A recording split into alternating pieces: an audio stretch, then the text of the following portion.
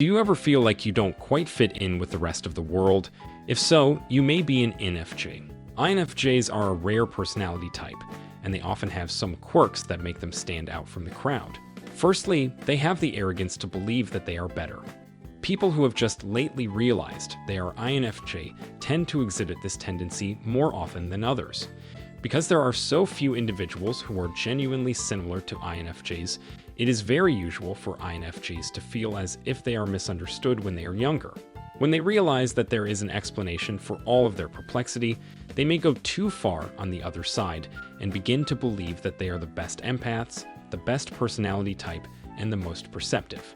They start acting superior to commoners, which refers to other personality types that are more common, and they exude an aura of pretentiousness and snobbery. Moving forward, they are sometimes out of touch with the actual world. When an INFJ is stuck in a nighttime cycle, they become so preoccupied with speculating about the future and keeping to themselves that they lose touch with the human condition and the actual reality that is going on around them. The INFJ's auxiliary function, extroverted feeling, is what maintains their connection to the goings-on and other individuals in their environment. Even the inferior function of extroverted sensing may assist INFJs in being more rooted and in touch with the realities of the world and the specifics that are important. INFJs are prone to falling into a state of analytical paralysis when they are caught in a cycle.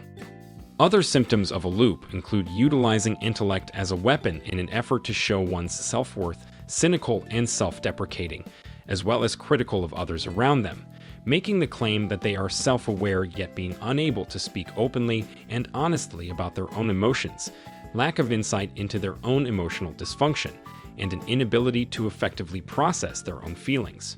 Could explode early, leading to regrets in the long run. Isolating oneself to an unhealthy degree, which includes repeatedly canceling plans and becoming unreliable in their relationships. They have a tendency to be clumsy and slash or clueless much of the time, and they are often people pleasers. INFJs want for relationships with other individuals that are amicable and constructive. They abhor the idea of getting into a fight with another person, and they despise the sensation of letting other people down. This is particularly true for INFJs, who are number 2 on the Enneagram. It might be challenging for INFJs to say no, or to establish clear limits, since they are so motivated to provide a helping hand to others and to foster a good feeling of morale. Putting them in circumstances where they have to let their voice be heard while simultaneously being in the middle of a fight might be difficult for them. Because of their tendency to comply with others' requests, they run the risk of being exploited, exhausted, or guarded by others around them. Another strange behavior that INFJs are prone to is looking down on other people as if they are less intelligent. Because INFJs are so intent on seeing the big picture and comprehending the overall scheme of things, they have a tendency to come off as condescending or patronizing to types that put more of their attention on the here and now. They may act condescendingly dismissive of the issues that others are concerned about, seeing them as irrelevant, stupid, or ridiculous. If a person is too preoccupied with the ways in which they vary from others around them, rather than seeing the value in the viewpoints of others, it may be difficult for them to connect with other people. Additionally, they are prone to being stuck in inactivity.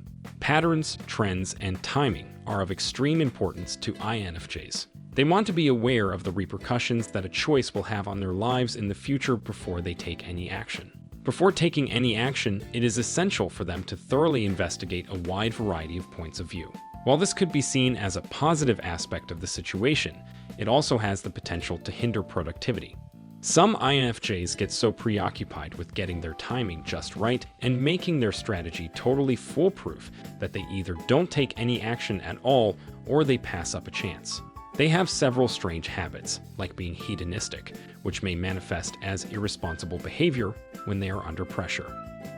INFJs who are suffering grip stress may behave in ways that are out of character for them, such as by seeking pleasure, acting impulsively, or destroying themselves. They could engage in binge eating, drink to excess, or seek after pleasures of the senses.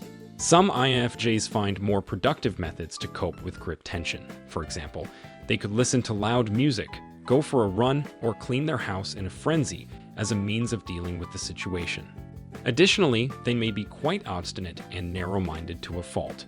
INFJs are obsessed with whittling down their choices to the one that is most suited to them personally and professionally. They invest a significant amount of time in investigation and speculation before settling on a course of action. Nevertheless, once they do so, it is quite difficult to convince them to change their minds. It is almost as though their body goes into automatic mode in order to satisfy the requirements of their eyesight. INFJs have a tendency to put things off till later, but once they have a clear goal in mind, they are virtually impossible to deter from achieving it. This has the potential to be beneficial, but it also has the potential to render them completely unmovable when other proposals are offered. They could rush headlong toward their goal, even if it means jeopardizing their health, their relationships, or their overall well-being in the process. They may believe that everyone despises them, which is another strange habit they have. At some point or another, the vast majority of individuals in the world have the experience of feeling that they are not understood. On the other hand, it might be challenging for INFJs in particular to locate other individuals who genuinely understand them. INFJs make up just 2.3% of the population in the United States, according to the most recent edition of the MBTI manual. Because so few individuals perceive information in the same manner that they do, they often have difficulty effectively communicating their ideas and ideals. Because of the introverted character of their intuition, their thoughts, ideas, and insights are often seen as symbols or images inside their own minds. It may be challenging to try to communicate those thoughts and visions, and when you do, you may be met with puzzled or uninterested responses rather than acceptance or fascination from others. As a consequence of this, many INFJs have a high level of self-criticism and may even have the impression that there is something fundamentally wrong with their mental state. It's possible that they don't let anybody in on their private life because they're too terrified to do so. INFJs tend to be unyielding perfectionists, which is another peculiar trait of their personality type. INFJs have a propensity to form vivid mental images that are rich in detail and complexity of how they want their tasks to turn out. They are pioneers who have idealistic goals and principles throughout their lives. This indicates that they can continuously improve, that their work can continuously reach a higher level of perfection, and that they are under a constant obligation to continue maturing and becoming better versions of themselves. Even though personal development should be encouraged, it may be detrimental if it results in an ongoing sense of discontent with one's own identity and actions. Instead of driving oneself to the point of exhaustion and ongoing discontent by overworking and punishing themselves, INFJs should give themselves permission to take a break and learn to enjoy the concept of good enough. Moreover, it is possible for them to become dependent on one another. Because INFJs have a tendency to be natural providers, it is not uncommon for them to feel as if they are responsible for the emotions of others around them. Because they are naturally empathic, they are able to tune into the emotional waves of others around them and work to maintain peace among them. Regrettably, this might result in a situation of codependency. While INFJs may be the rarest personality type, they are also some of the most intriguing people you'll ever meet. And as you now know, they have some pretty weird habits. But that's just one of the things that makes them so special. So if you're lucky enough to know an INFJ, cherish them. They're one of a kind. Thanks for watching.